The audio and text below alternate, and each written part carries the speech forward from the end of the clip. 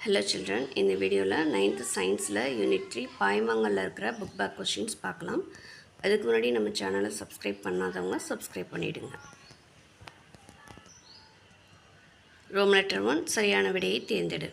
First, நீரில் மூழ்கியிருக்கும் காற்று குமிழி மேலே எழும்பும்போது அதன் அளவு அதிகரிக்கும். செகண்ட், வளிமண்டலத்தில் மேகங்கள் மிதப்பதற்கு அவற்றின் குறைந்த அடர்த்தி காரணமாகும். தேர்ட், அழுத்த சமையற்கலனில் உணவு விரைவாக சமைக்கப்படுவதற்கு காரணம் அதனுடைய அதிகரிக்கப்பட்ட அழுத்தம் கொதிநிலையை உயர்த்துகிறது.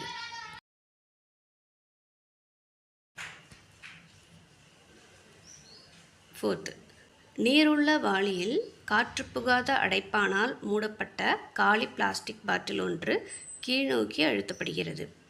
பாட்டில் கீழ்நோக்கி தள்ளப்படும் போது அதன் அடிப்பகுதியில் செயல்படும் விசையானது அதிகரிக்கிறது. இதற்கான காரணம் என்ன? ஆழம் அதிகரிக்கும் போது அழுத்தம் அதிகரிக்கின்றது. அடுத்ததாக கூடிட்ட இடம். ஃபர்ஸ்ட், பொருளானது திரவத்தில் மூழ்கியிருக்கும் போது உணரப்படும் எடையானது அதன் உண்மையான எடையை விட குறைவாக தோன்றும்.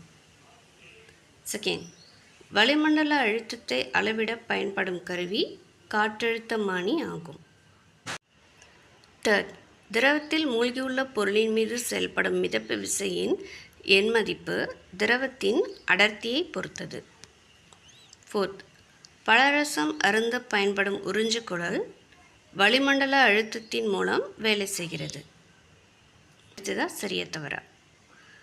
ஃபர்ஸ்ட், இடப்பெயர்ச்சி செய்யப்பட்ட நீரின் எடை மிதப்பு விசையை தீர்மானிக்கிறது. சரி.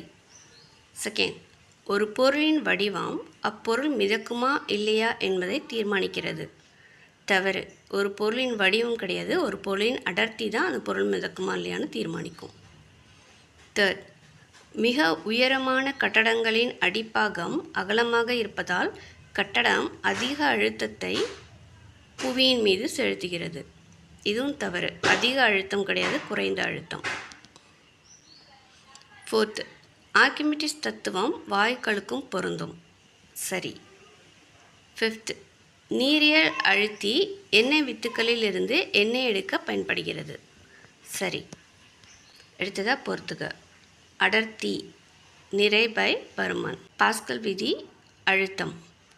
பாய்மம் ஏற்படுத்தும் அழுத்தம் HPG. பால்மானி பால்.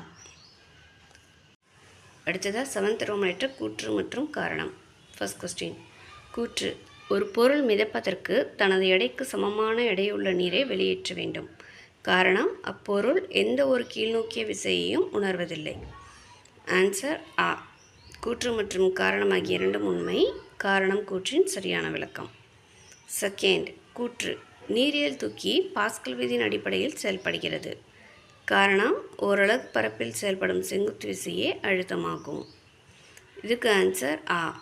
கூற்று மற்றும் காரணம் ஆகிய இரண்டும் உண்மை, ஆனால் காரணம் கூற்றின் தவறான விளக்கம்.